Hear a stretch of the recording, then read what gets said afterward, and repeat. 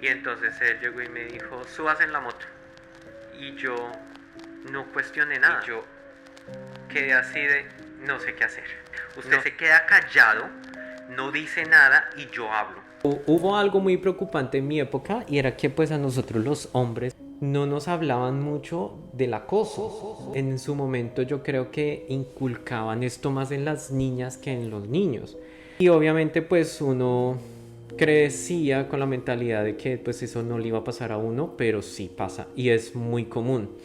A mí me pasó a mis 16 años. Yo tengo una tía y ella tenía un supermercado por allá arriba en un barrio y yo trabajaba con ella. Entonces era un domingo, ponle tú que 6 7 de la mañana, entonces yo me iba caminando desde mi barrio hasta el barrio de ella para trabajar.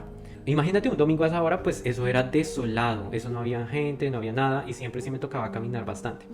Entonces yo cogía como un atajito donde era completamente solo, era como un lugar donde era una escuela, pero como era domingo, pues no, eso era un muro ahí vacío. Yo seguí derecho, derecho, derecho y caminé.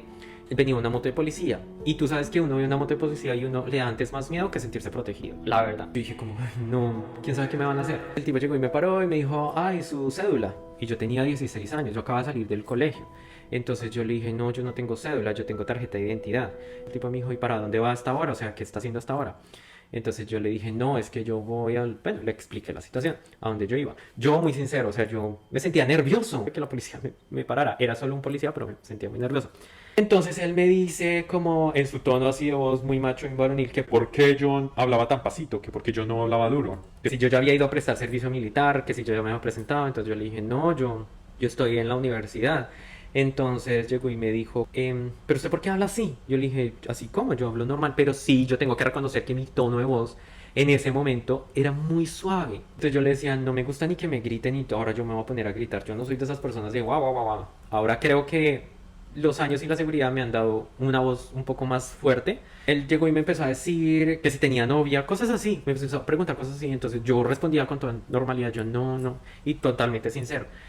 Pero entonces yo ya empecé a entender por dónde iba la cosa. Él llegó y se sacó su miembro y me lo mostró. Y entonces yo me asusté mucho, yo estaba muy, muy asustado y tenía mucho pánico. Entonces yo no hice nada, yo no, o sea, yo como que evitaba mirar. Y entonces él llegó y me dijo, subas en la moto. Y yo no cuestioné nada. Entonces él llegó y me dijo, vámonos por acá. Y entonces nos íbamos y yo mientras tanto yo pensaba, ¿qué está pasando? O sea, ¿qué está haciendo? Pero yo no era capaz, o sea, yo no tenía la suficiente fuerza interior para decir no o gritar o salir corriendo o hacer algo. Él llegó y me dijo como vámonos acá arriba y me llevó así